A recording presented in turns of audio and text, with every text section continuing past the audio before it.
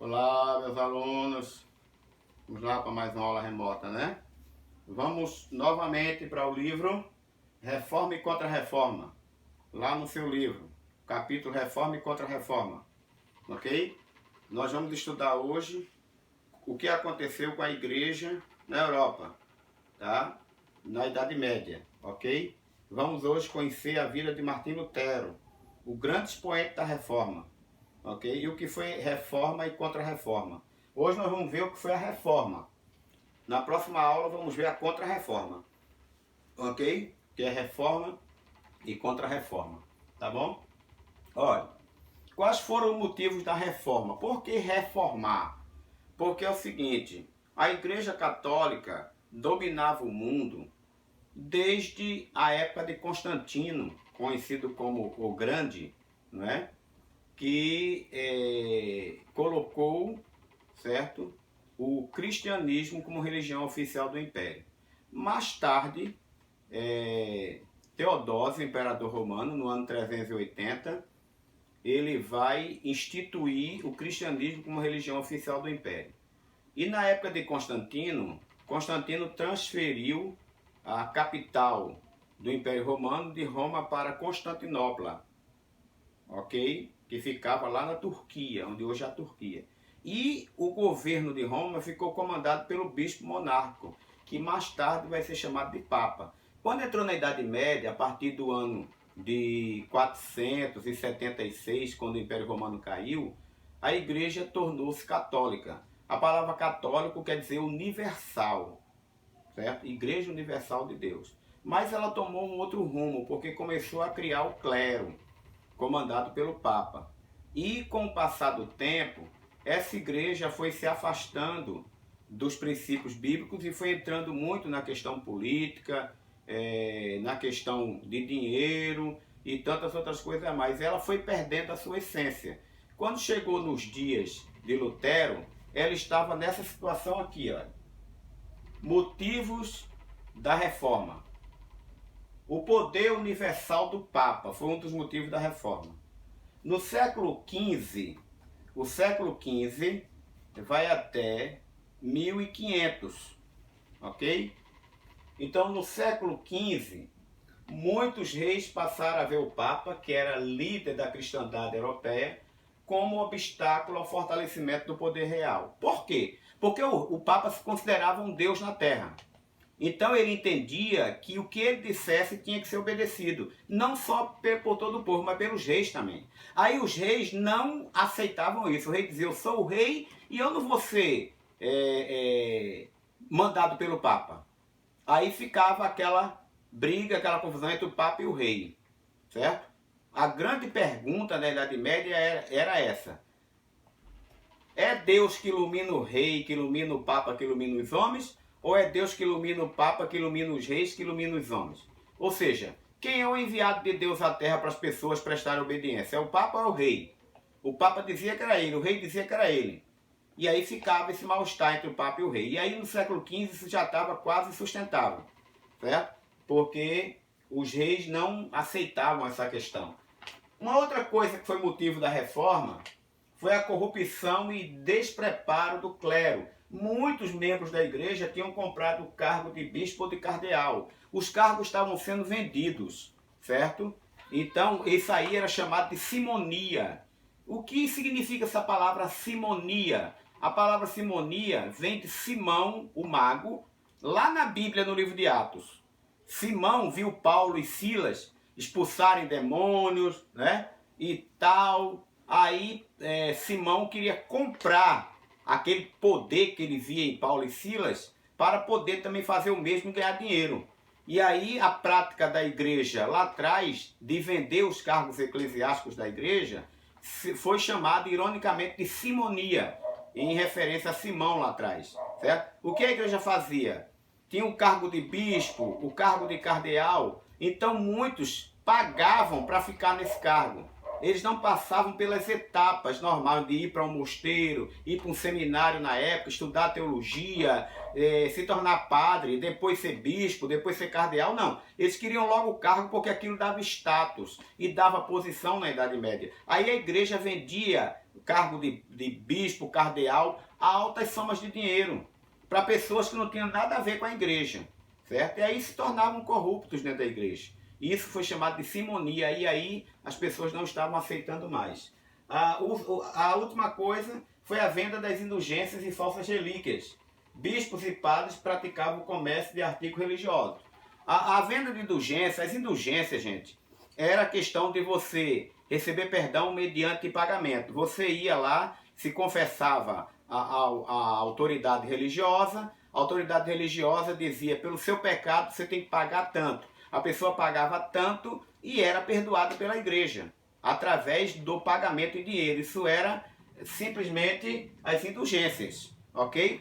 A questão de falsas relíquias, você sabe que uma relíquia da igreja é aquela questão, a igreja diz que tem um fio de cabelo de Maria, mãe de Jesus. Aí aquela relíquia, um pedaço do osso da perna de João Batista, eu estou dando só um exemplo, eu estou inventando aqui, certo? Aí o que acontece? A igreja levava isso para vários lugares para o povo adorar, isso gerava muitos benefícios para a igreja. E o povo acreditava que aquilo era verdade, que era o pedaço do osso da perna de João Batista, ou então o fio de cabelo de Maria, que nunca foi comprovado a sua realidade. Você sabe que uma das maiores relíquias hoje da igreja é o Santo Sudário, né? Que até hoje nunca se comprovou que se aquela figura ali é realmente de Cristo, né? Há muitas discussões sobre isso. Então essas coisas foram tirando a segurança da igreja, foi criando uma incerteza no meio do povo europeu na Idade Média, e aí precisava reformar, precisava mudar alguma coisa, porque não estava tudo correndo bem. A Bíblia estava sendo completamente esquecida pela igreja. E aí se levanta, certo? Se levanta uma pessoa aqui, se levanta uma pessoa que vai ser muito importante, que vai... Então Lutero foi muito importante. E aqui, olha, eu vou mostrar para vocês uma foto de Martim Lutero, tá aqui, ó. Este era Martim Lutero, certo? Martim Lutero era alemão, nasceu em 1483, ainda no século XV, e morreu em 1546 com 62 anos, certo? Lutero casou-se depois, teve 6 filhos, casou-se com a ex-freira Catarina van Bora, que era também alemã, ok? Mas vamos ver um pouco aqui da vida de Lutero. Olha. Lutero nasceu em 1483 na cidade de Eisleben, na Alemanha, certo? Recebeu de seus pais uma educação bastante rígida, os pais eram bem rígidos, ele tinha que estudar direitinho, obedecer pai e mãe. Com 18 anos, para a alegria de seu pai, que queria vê-lo advogado, Lutero entrou na Universidade de Erfurt para estudar Direito. Aos 18 anos, entrou novo, né, para estudar Direito. O pai queria que ele fosse advogado. Se interessava mais pelo estudo da Bíblia e vivia preocupado com a salvação eterna. Por isso, trocou o curso de Direito e foi estudar Teologia. É interessante como foi que Lutero fez essa decisão, gente. Não está aqui não, mas eu vou contar para vocês. A história conta que Lutero, ele estava estudando Direito, tudo bem. Aí, certo dia, ele ia numa floresta com um amigo dele, conversando. De repente, começou a cair uma tempestade forte com raios.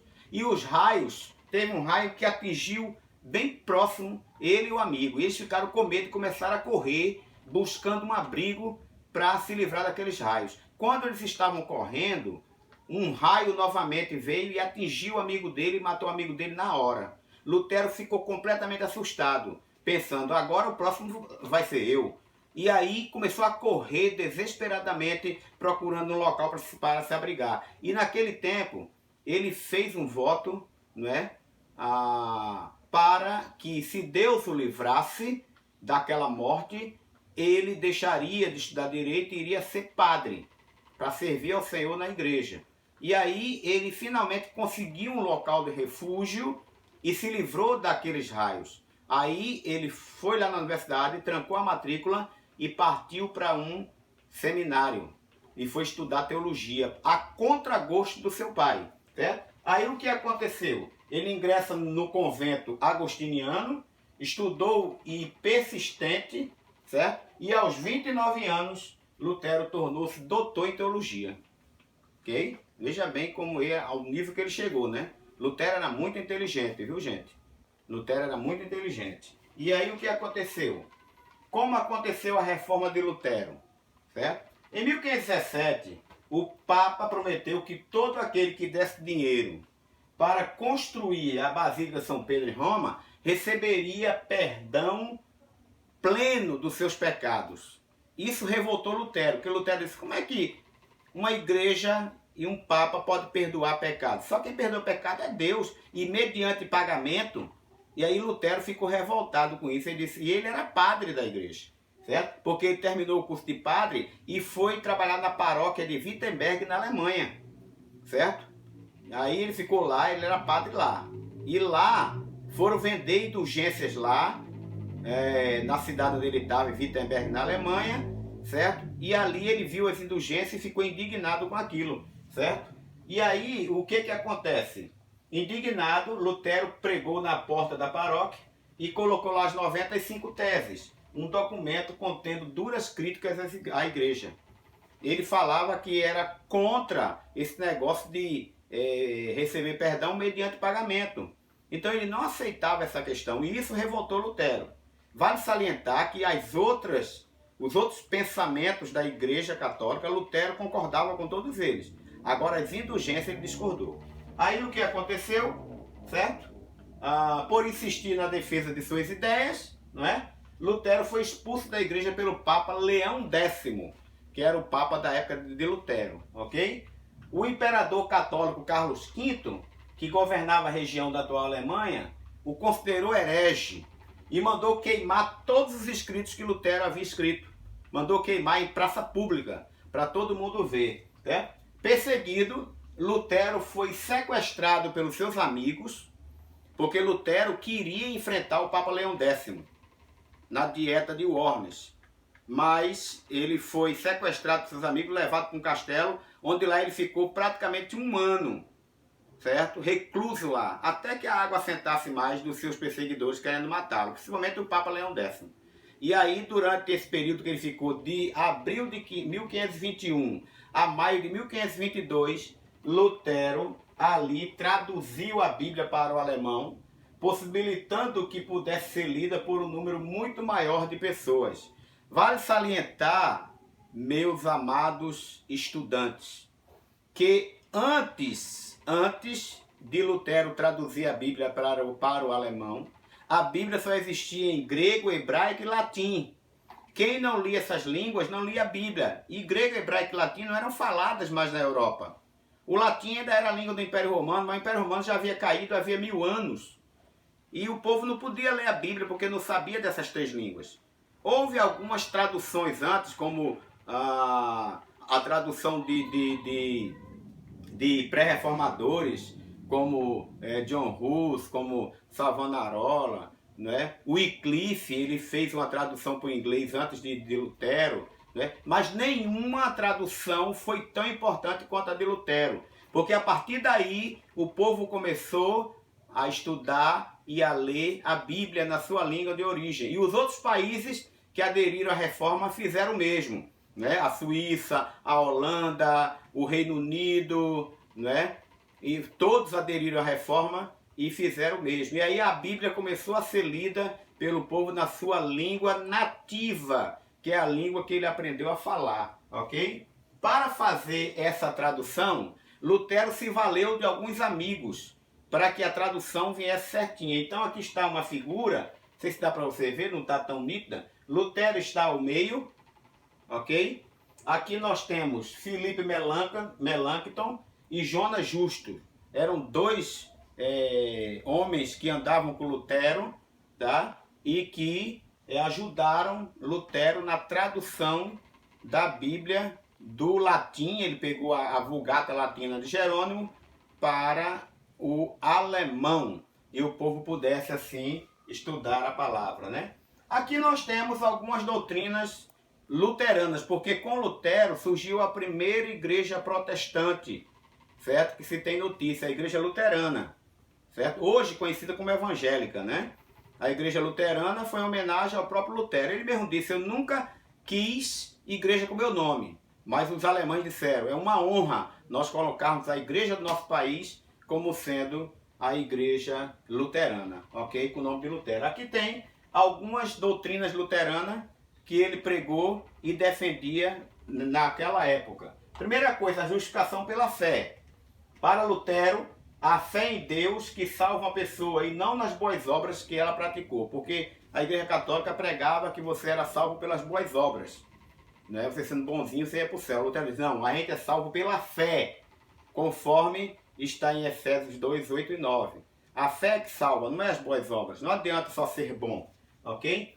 Segunda coisa que Lutero defendeu é o sacerdócio universal do crente. Todo cristão é capaz de interpretar a Bíblia por si mesmo. A Igreja Católica pregava que só a igreja que pode fazer a interpretação da Bíblia, ninguém mais, certo? E ninguém pode falar direto com Deus. Tem que ir a um sacerdote, confessar ele e ele leva a Deus. E Lutero disse, não, nós somos sacerdotes, nós temos acesso direto ao Pai e à palavra para entender ela, ok?